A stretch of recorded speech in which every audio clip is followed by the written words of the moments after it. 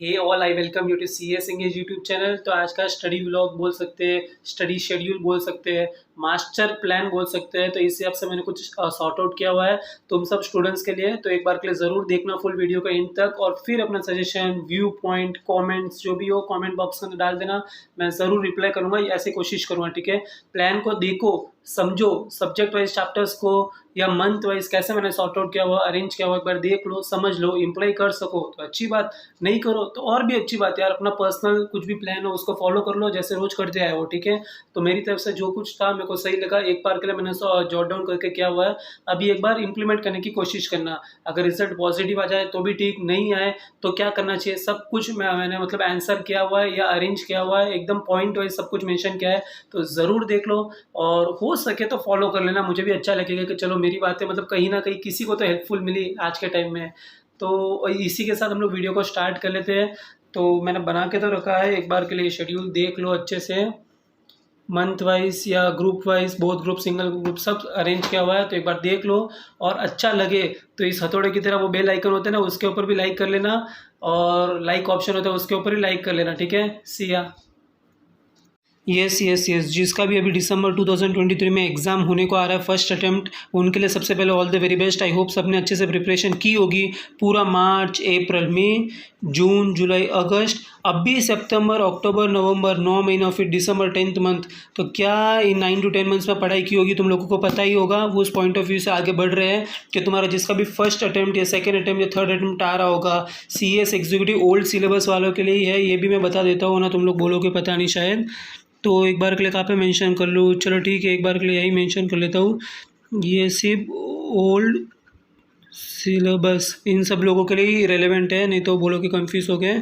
चलो ठीक है, तो ओल्ड सिलेबस के स्टूडेंट्स के लिए एक्सक्लूसिव वीडियो है कि क्या करना चाहिए, कैसे करना चाहिए, सब कुछ मैंने मेंशन किया हुआ है। प्रोवाइडेड तुम्हारा भी आज 19 से लेके 19, 20, 21, 22, 23, 24, 25 पूरा एक हफ्ता बचा है, पूरा एक हफ्ता है रिजल्ट आने तक। तो सबको पता है रिजल्ट आते ही सबका बैंड बजता ही है, कुछ लोग खुशी से नाचते हैं, कुछ लोग दुख से रोते भी हैं। तो कोई बात नहीं, it's a part and parcel of life. तो इसी हिसाब से मैं ये समझ के चलता हूँ कि एक हफ्ता बचा है, 1 वीक है अभी एकदम से। तो तब तक रिलैक्स करना है, रिलैक्स हो जाओ, एंजॉय करना है, एंजॉय करना कर लो, कुछ प्लान करना है मेरी तरह तो प्लान कर लो, सॉर्ट आउट करके रख लो, ताकि एक दिमाग में रहे यार कि रिजल्ट कैसा भी है हम लोग रेडी है।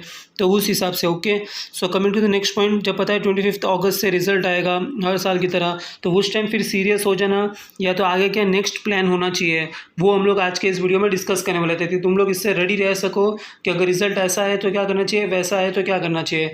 मैंने पर्टिकुलरली मंथ वाइज का भी एक कुछ बनाया हुआ मास्टर प्लान, फिर डेट वाइज मैंने शेड्यूल कुछ बोले हुए कि दिसंबर का क्या सीन है ना। पास होना तो क्या कर सकते हैं, पास होते ही अगर बाई चांस क्या बोलो, मतलब ऐसा जनरली होते ही है बहुत सारे 90% स्टूडेंट्स, तो ठीक है। अगर फेल हो भी जाते हैं कुछ कैटेगरी के लोग, तो उनके लिए क्या करना चाहिए, चलिए सुनते हैं इस डिकोडिंग स्ट्रैटेजी के अंडर। तो ये मैं आगे और प्रोसीड कर लूँगा, उससे पहले कि इनसाइट देख लो कि मैंने ग्रुप 1 वालों के लिए सही में बोला हुआ है क्या कुछ करना चाहिए, कैसी चीज़ें हैं। ग्रुप 2 वालों को अगर स्पेसिफिकली देना है तो वो भी मैंने मेंशन किया हुआ है, और जो बोथ ग्रुप वाले हो भाई साहब उनके लिए क्या करना चाहिए वो भी मैंने बोल दिया।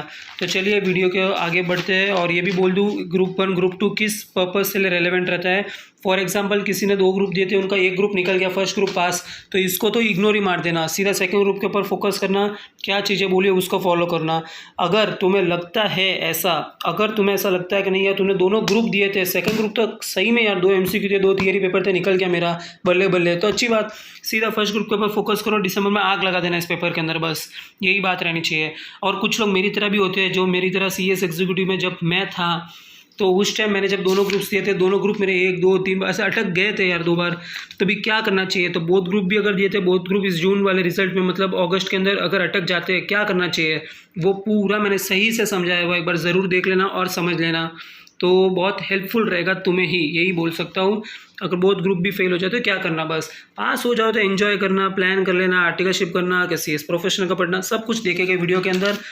तो चलिए ठीक है, कमिंग टू द पॉइंट, यही बोलूँगा, अगर अगस्त का भी रिजल्ट आएगा एक हफ्ते बाद, तब तक जो करना कर लो, बाद में बिल्कुल टाइम नहीं मिलेगा, मैं लिख के देता हूँ, पूरा अगस्त होते ही सितंबर, अक्टूबर, नवंबर, दिसंबर ऐसे जाएगा जैसे कि लगेगा 1 2 हफ्ते निकल गए, लेकिन ये बहुत बड़ा टाइम पीरियड है, लेकिन ऐसे मिनटों में निकल जाएगा, ऐसा रहेगा। और इसके अंदर चिल मारने का, फ्री रहने का, एंजॉय करने का कुछ टाइम मिलने वाला नहीं है, पर्सनल टाइम हो या प्रोफेशनल। तो सोच लेना 2 बार कि अभी जो गोल्डन पीरियड चल रहा है उसके अंदर क्या मैक्सिमम यूटिलाइजेशन कर सकते हो। तो अपना जो स्पेसिफिक गोल और टारगेट है उसको अचीव करने की करना, यही बोलूँगा। तो कमिंग टू द पॉइंट, अगस्त का चलो 1 हफ्ता है, जो करना है कर लो। जैसे कि अगस्त जैसे रिजल्ट आएगा उसके बाद तो भाई सीरियस होना ही है, काम पे लगना है, नो डाउट इन दैट। और बात आती है सितंबर, अक्टूबर, नवंबर, या जैसे कि दिसंबर में एग्जाम है, सबको पता है। इन 3 महीनों में किन सब्जेक्ट्स के अंदर किस टारगेट रखना चाहिए, वो मैंने एक्चुअली पर ग्रुप वाइज बोला हुआ है कि अगर ग्रुप 1 का ही पढ़ रहे हो तो सितंबर का, अक्टूबर, नवंबर, दिसंबर, मतलब सितंबर, अक्टूबर, नवंबर, इन 3 महीनों में JHL, company law, SBC, tax law कैसे करना, वो मैंने एक्सक्लूसिवली बोला है। तो जिसका सिर्फ एक ग्रुप ही बचा है, एक ग्रुप ही देना है, वो लोग इस तरह को फॉलो करना।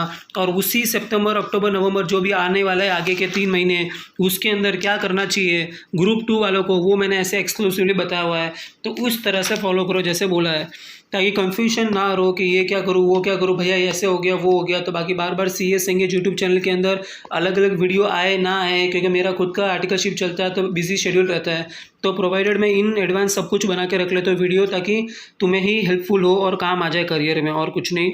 तो coming to the point, this is myself Sumit Jain, CS engage YouTube channel. Okay, चलिए शुरू करते हैं। सितंबर, अक्टूबर, नवंबर का क्या सीन रहना चाहिए, जैसे कि एक मास्टर प्लान बना के रख लो। ये एक एकदम से हार्डवर्क करने के लिए माइंडसेट को रेडी कर दो। नहीं तो एक स्टडी प्लान जो भी मैं बता रहा हूँ उस हिसाब से तुम खुद भी प्रिपेयर कर सकते हो, नहीं तो ये भी फॉलो कर सकते हो, ठीक है।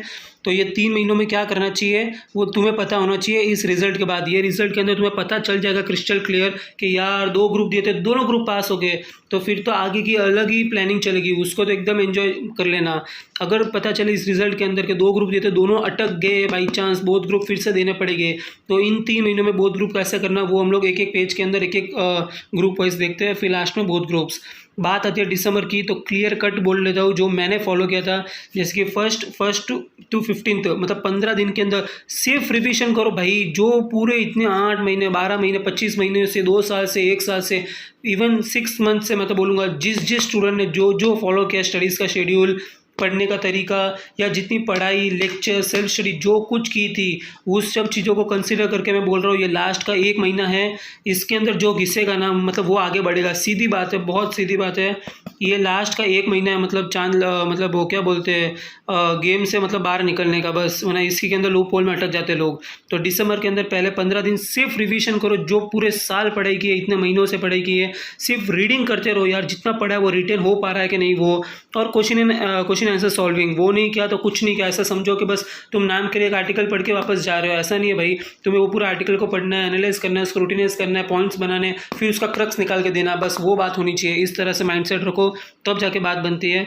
बाद में 15 से लेकर 25 to 6 डेज़ के अंदर क्या करना चाहिए, लास्ट के 1 हफ्ता जो भी समझ लो ना, अगर 14 to 20 वैसे, तो लास्ट का 1 वीक के अंदर ऐसा होना चाहिए, किसी पास्ट ईयर का पेपर सॉल्व कर रहे हो, तुम्हें एनालाइज होना चाहिए भाई कि पास्ट ईयर का पेपर सॉल्व करो तो पता चल रहा है यार 80% पेपर ही हो रहा है, नहीं यार 50% पेपर होते हुए मेरा दिमाग नहीं चल रहा, आंसर नहीं याद आ रहा है, ऐसा लिख नहीं पा रहा हूँ। कुछ लोग 100% लिख लेंगे, लेकिन फिर पता चलेगा 100% उन्होंने ओन लैंग्वेज में लिखी है, सब खिचड़ी बना के रखी है, कुछ सही लिखा ही नहीं है यार। बहुत ज़रूरत है प्रैक्टिस की, ये की, तो इससे एक एनालिसिस होगा, सेल्फ इवैल्यूएशन कर पाओगे यार। रोज़ का एक एक पेपर लिखा, 6 दिन के अंदर 6 पेपर, तो कम से कम मेरा अगर बहुत ग्रुप थे तो मैंने कुछ अच्छे से मेहनत कर ली, इस बार मेरे को कोई रुका नहीं सकता, ये होगा।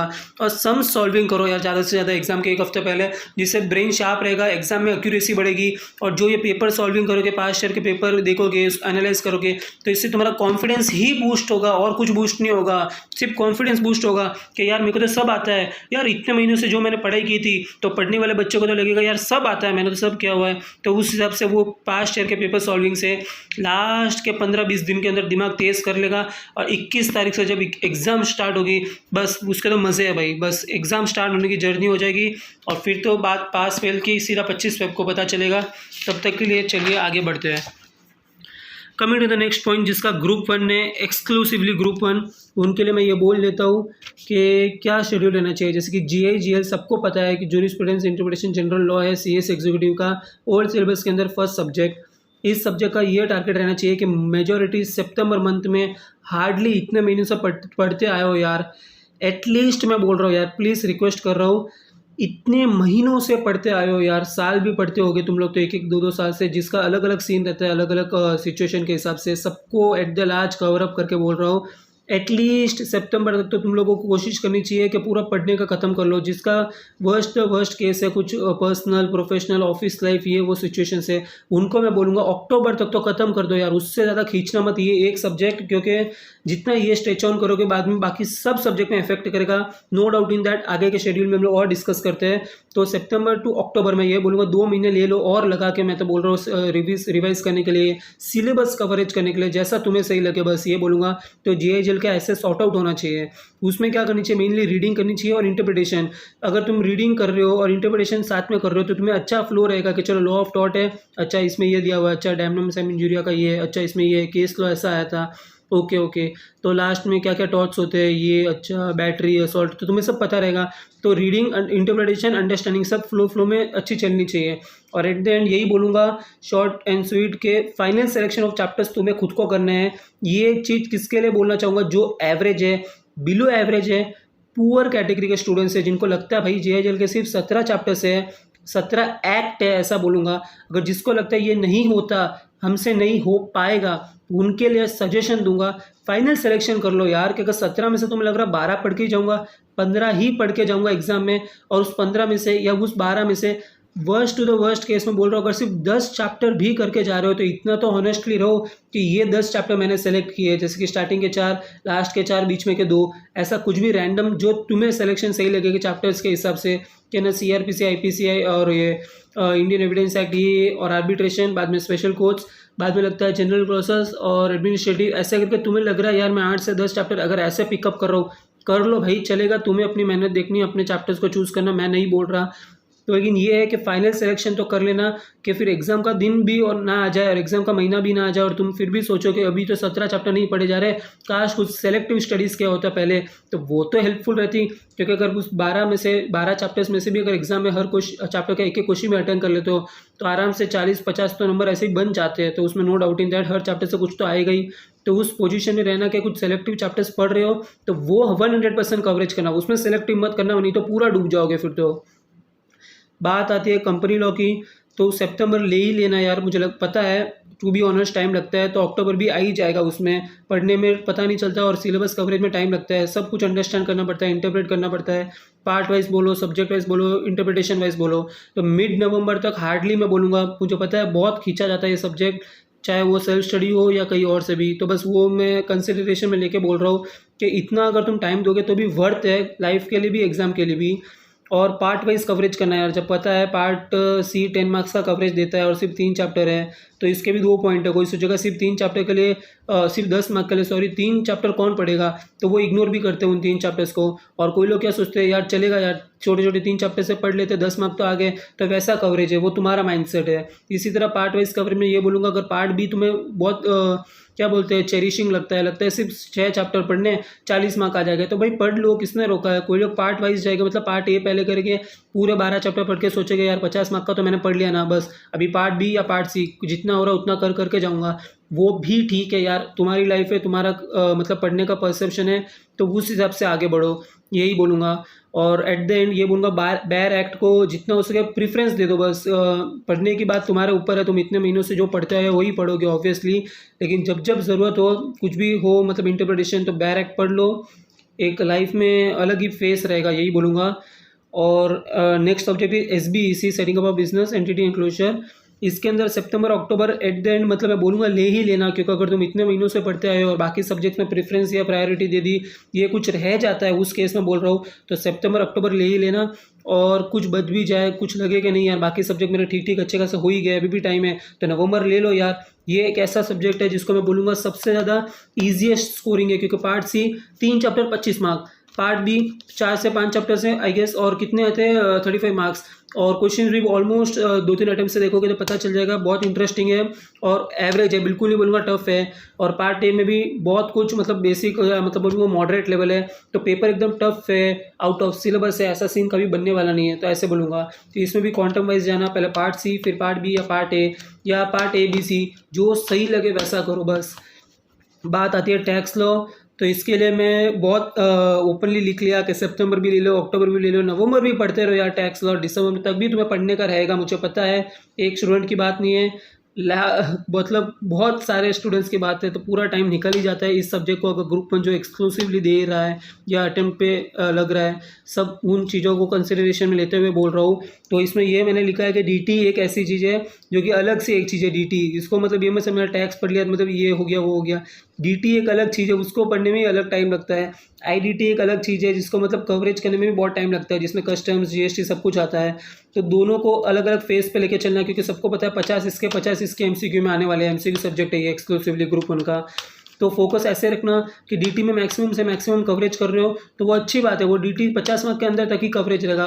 आईडीटी को जब तक ध्यान नहीं दोगे तो तब तक बात नहीं बनने वाली, क्योंकि reading and getting clarity about provisions is victory में ये इसलिए बोला क्योंकि ये मैंने खुद सेल्फ एनालाइज की है कि ये पढ़ लिया वो पढ़ लिया, ये आता वो आता, उससे बात नहीं चलती।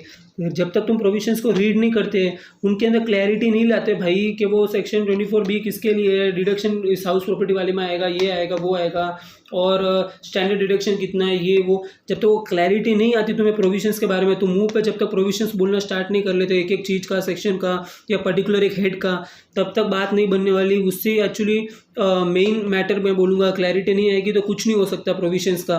और जिस दिन क्लैरिटी आ गई उस हिसाब से ही तुम वर्किंग भी कर पाओगे, सॉल्विंग भी कर पाओगे। और तुमने अगर सॉल्विंग नहीं की, वर्किंग नहीं की, तो तुम्हारा टैक्स का 50 to 70% पेपर छूटेगा। मैं अभी भी बोल रहा हूँ, क्योंकि उसी से एक्चुअल सेटिस्फेक्शन मिलता है। अगर तुम्हारा थियरी अच्छा ठीक है, लेकिन थियरी तो ना 100 मार्क्स का आएगा या पेपर में, चाहे वो डीटी हो या आईडीटी, कुछ तो सोच लो। तो अगर प्रैक्टिकल्स सॉल्व नहीं करोगे, न्यूमेरिकल्स नहीं सॉल्व करोगे, तो क्वेश्चन बनेंगे कैसे यार? एक एक पेज भर के वो इतना बड़ा कैपिटल गेन का क्वेश्चन आएगा हर बार की तरह, सबको पता है, उससे दिल टूटता ही है। उसको सॉल्व करने में टाइम लगता है ना भाई। तुम्हें प्रोविजन पढ़ लिया, कैपिटल गेन का इतना है 115, ये इस साल का रेट है 237, उसका इंडेक्स है, ऐसे नहीं चलता कॉस्ट ऑफ इंडेक्स है भाई। उसको सॉल्व करना पड़ता है, इंप्लाई करना पड़ता है, क्या डिवाइड होता है, क्या माइनस करना, वो पता होना चाहिए। तो उससे वो 1 मार्क बनता है। तो दिमाग लगा लो अभी भी कि सिर्फ रीडिंग, प्रोविजंस, क्लैरिटी एक हद तक ठीक है, 50% हिम्मत दे सकता है तुम्हें कि तुम्हें आता है, सब कुछ कर सकते हो, इसको ऐसे वैसे करेंगे। वर्किंग आउट सॉल्विंग नहीं किए तो तुम डूब चुके हो। अभी भी बोल रहा हूँ, लिख के देता हूँ, लिख के दे देता हूँ यार, किसी को नहीं लगे तो, डूब चुके हो। ओके, डूब चुके हो। अगर अच्छे से प्रैक्टिस नहीं की तो बहुत तकलीफ होती है। हर फैकल्टी या कोई भी होगा गाइडेंस पर्सन तो यही बोलेगा, टैक्स एक ऐसा सब्जेक्ट है जो कि टैक्स है भाई, समझ लो टैक्सेशन है। तो बिना कैलकुलेटर ये वो किए तो कुछ भाई हो ही नहीं सकता, चाहे कितना भी तुक्का लगा लो। और बस यही है कि बिना आईडीटी तुम पास नहीं हो सकते, ये बात तो है यार, कि बिना डीटी, सॉरी, कि डीटी के बिना तुम पास हो भी नहीं सकते। ऐसा सोच के सिर्फ आईडीटी क्या हो गया, ये हो गया, ऐसा होता नहीं है। कितना भी क्लियर कट सॉल्व कर लो, दोनों एकदम म्यूचुअली सपोर्ट करते हैं, ऐसा समझ के ही चलना, ऐसा बोल रहा हूँ। और लाइकवाइज विदाउट आईडीटी एग्जामिनेशन नहीं आ सकता, क्योंकि अगर तुमने डीटी में 50 के 50 भी ले लिए, कितने भी 30 मार्क खान हो, लेकिन आईडीटी का अगर कुछ भी सॉल्व नहीं किया तो भाई एग्जामिनेशन का सवाल ही नहीं, क्योंकि 60 चाहिए एग्जामिनेशन का, ऐसी बात है। तो आई होप जिसका भी एक पर्टिकुलर एक ग्रुप था, बहुत अच्छे से क्लैरिटी मिली होगी और दिमाग के अंदर कुछ तो लगा होगा यार, कि मंथ वाइज देखो तो 2-3 महीने इसको देने, 3 महीने इसको देने, 1 महीने इसके लिए ठीक है, और इसका तो स्टार्टिंग से लास्ट तक मेहनत करते रहो, तब जाके एक विनर होते हो यार, सक्सेस इसको मिलती है बस। तो ये पूरा ओवरऑल बजट में बोलूँगा एक ग्रुप 1 वालों के लिए। Moving to the same group 2 वालों को अच्छे से फिर से वही बात बोल लेता हूँ, सिर्फ ग्रुप 2 दे रहे हो तो थोड़ा समझ लो, SLCM CM में EBC LFSM 2 theory 2 MCQ paper है, ये पता ही होगा। तो इसका एडेड एडवांटेज ये है कि 2 MCQ सब्जेक्ट आ जाते हैं, 2 थियरी पेपर ही पढ़ने हैं। इसके अंदर भी SLCM पेपर एक ऐसा है जिसके अंदर स्मार्ट स्टडी चाहिए। पार्ट बी के अंदर 2 चैप्टर 30 मार्क, समझ लो यार क्या प्रायोरिटी देनी है। और तुम्हें लगता है नहीं यार मेरे को तो पार्ट ए से ही जाना है, 1 2 3 करके 13-14 चैप्टर तक जाऊँगा, तो जाओ, well and good, all the very best. Next सितंबर अक्टूबर इस टाइम तक खत्म करने की कोशिश करना, 2 महीने को और फोकस एक्स्ट्रा दे देना इस सब्जेक्ट के लिए। ऐसा नहीं बोलूँगा कि सितंबर में इस सब्जेक्ट को चूज ही मत करना, ऐसा हो ही नहीं सकता, पढ़ना ही पड़ता है, नहीं तो पीछे रह जाओगे। और न्यूमेरिकल्स इसे मस्ट बहुत अच्छे से हाईलाइट किया हुआ है, क्योंकि इसके अंदर न्यूमेरिकल्स भर भर के आते हैं, कम से कम 1 या 2-3 क्वेश्चन तो एक्सपेक्ट कर ही लो यार, कहीं ना कहीं आ ही जाते हैं ए या बी पार्ट में से।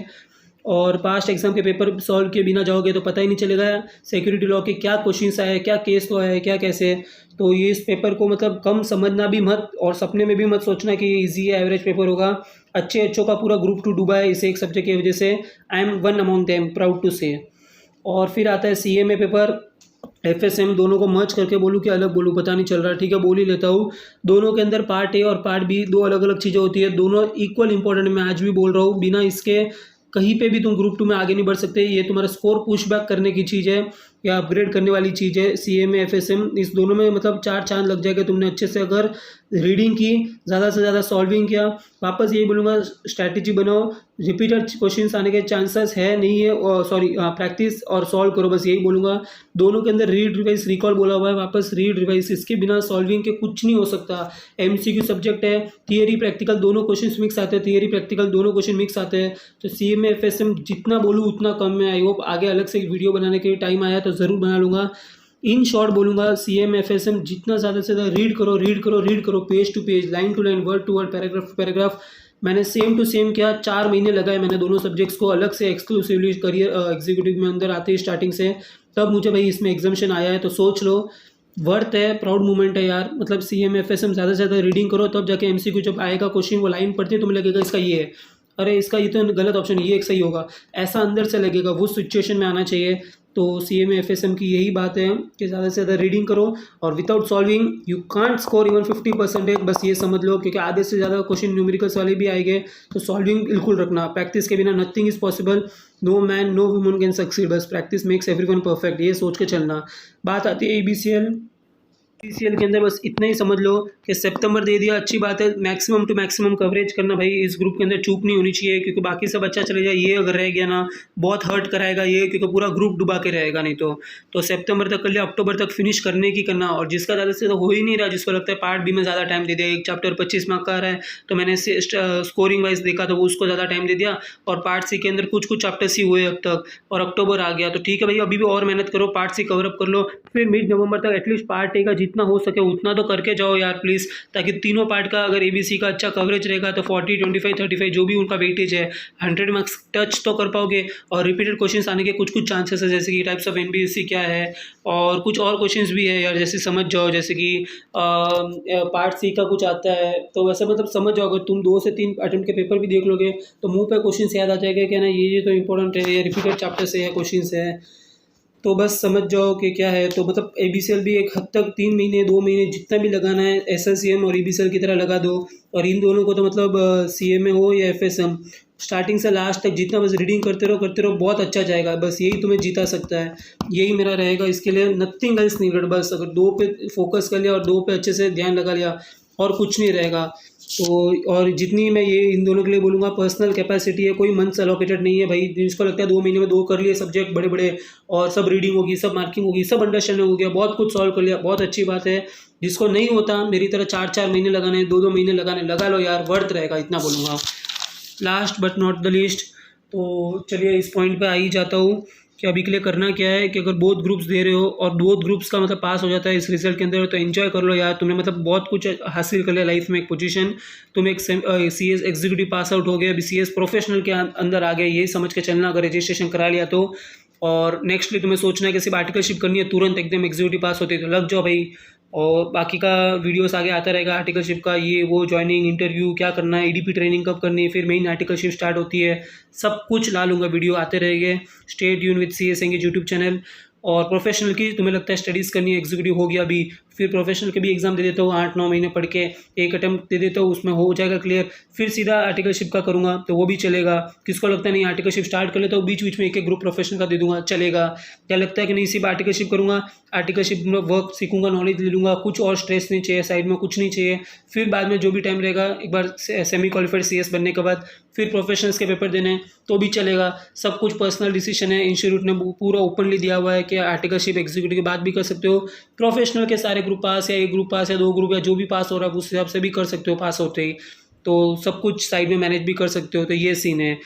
Last but not the least, जिसका दोनों ग्रुप लिखा था, दोनों ग्रुप फेल हो गया, तो अभी उनके लिए ये सिर्फ 3 से 4 प्रो टिप्स है, मैं ये बोलूँगा एट द एंड में, जो लास्ट तक जुड़े हुए हैं उनके लिए एक्सक्लूसिवली। अगर दोनों ग्रुप दिए, दोनों ग्रुप फेल हो गए, तो अभी करना क्या चाहिए भाई, तो ये बोलूँगा जस्ट मर्ज यार, मिक्सअप कर लो, मिक्स मैच कर लो सारे सब्जेक्ट्स और सिलेबस को, और दिमाग के अंदर लगा लो यार, तुम्हें मेहनत करनी है, तुम्हें एफर्ट्स डालने हैं, तुम्हें अपना कॉन्फिडेंस हाई रखना, और ये सोचना है अभी सिर्फ 3 से 4 महीने बचे हैं, जैसे भी करके सारे सब्जेक्ट जो तुम्हें इंटरेस्टिंग लग रहे हैं उनको पहले उठा लो, फिनिश ऑफ कर लो 1-2 महीने में, बाकी के 2 महीने में ये कर लो कि जितना हो रहा है उनको कवर अप करके इस बार एग्जाम देना ही है। नहीं तो ऐसा लग रहा है नहीं यार ये 3 सब्जेक्ट में मेरे को फेल हुआ तो इसमें ज़्यादा एफर्ट्स देने हैं, तो शुरुआत से लग जाओ, डेली बेसिस पे एफर्ट्स डालो, करके निकाल दो यार, मतलब रिजल्ट पॉजिटिव भी आना चाहिए, वैसा जोश रखो। और जो सब्जेक्ट तुम्हें लगे ये MCQ है, ये तो बस सॉल्व करने से ही हो जाएगा, ये मैं रोज रात को 2-2 घंटे भी कर लूँगा प्रैक्टिस या सॉल्व तो हो जाएगा। तो वैसे प्लानिंग कर लो और अपने हिसाब से अपने जो सब्जेक्ट्स है किस किस में एग्जामिशन आता है तो वो छूट जाता है, तो इसलिए मैंने उनको पर्टिकुलर लिखा नहीं है। लेकिन ये समझ जाओ कि जो तुम्हें लग रहा है बोथ ग्रुप दिए थे फिर से और बोथ ग्रुप देने हैं, तो अपने हिसाब से सब्जेक्ट्स को मर्ज करो कि पहले 1 महीने सिर्फ 4 सब्जेक्ट, दूसरे महीने में सिर्फ 4 सब्जेक्ट, ऐसा करके 2-3 महीने में ब्रेकअप करके पूरा सब्जेक्ट्स का कवरेज करना है सिलेबस, तो वो भी लग जाओ। अभी तो सिर्फ रिवीजन ही रहेगा तुम्हें, क्योंकि अगर अटेम्प्ट दे दिया, एग्जाम लग गई और अभी पास नहीं हुआ तो अभी तो सिर्फ रिवीजन करके देना है। तो बिल्कुल पॉसिबल है सब दोनों ग्रुप का, ये एक माइंडसेट लेके चलना।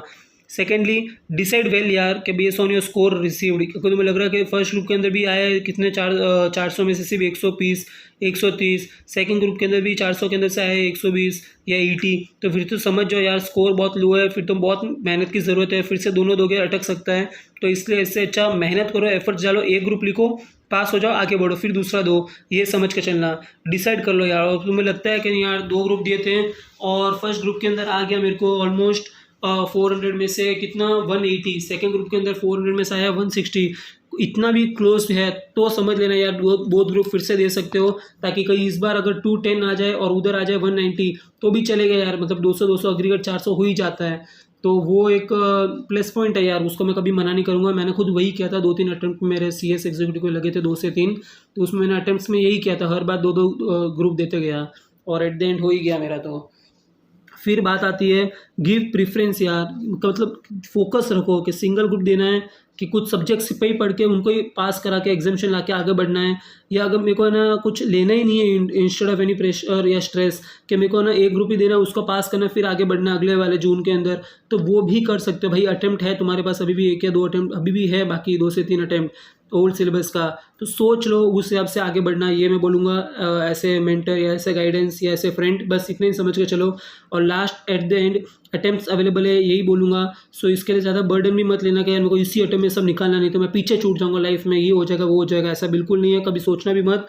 बिल्कुल अच्छे से सब कुछ होगा। और ये भी मत ज़्यादा रिलैक्स रहना कि यार मेरे पास तो अटेम्प्ट है, ये नहीं हुआ तो न्यू सिलेबस में आ जाऊँगा, ये हो जाएगा वो हो जाएगा। तो भाई सीरियस हो जाओ, फिर भी ऐसे ही बोलूँगा, ज़्यादा रिलैक्स होने की भी ज़रूरत नहीं है।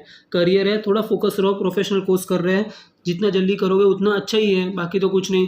तो आई होप जो भी मैंने प्लान बोला था, अरेंजमेंट बोले थे, आई होप सबको क्लियर है। बहुत कुछ मैंने लिखा है, टाइम इन्वेस्ट किया है और अच्छा सा प्लान बनाया है। तो अगर अच्छा लगे तो फ्रेंड्स के साथ शेयर करो यार, सबका भला होगा, ये बोलूँगा। CS इंग्लिश यूट्यूब चैनल इसी की और आगे बढ़ रहा है ताकि सबको बेनिफिट मिल सके। और कुछ कमेंट्स हो, फीडबैक्स हो, सजेशंस हो, रिव्यूज़ हो, नेगेटिव पॉइंट्स हो, जो भी हो बिंदास बोल दो। और अच्छा लगे तो वीडियो को लाइक कर लेना, शेयर कर लेना, सब्सक्राइब कर लेना और फ्रेंड्स के साथ शेयर करते रहो। हर ग्रुप के अंदर सीनियर जूनियर सबके साथ शेयर कर दो ताकि सबको ये वीडियो अच्छा लगे। थैंक यू, सी या, बाय बाय।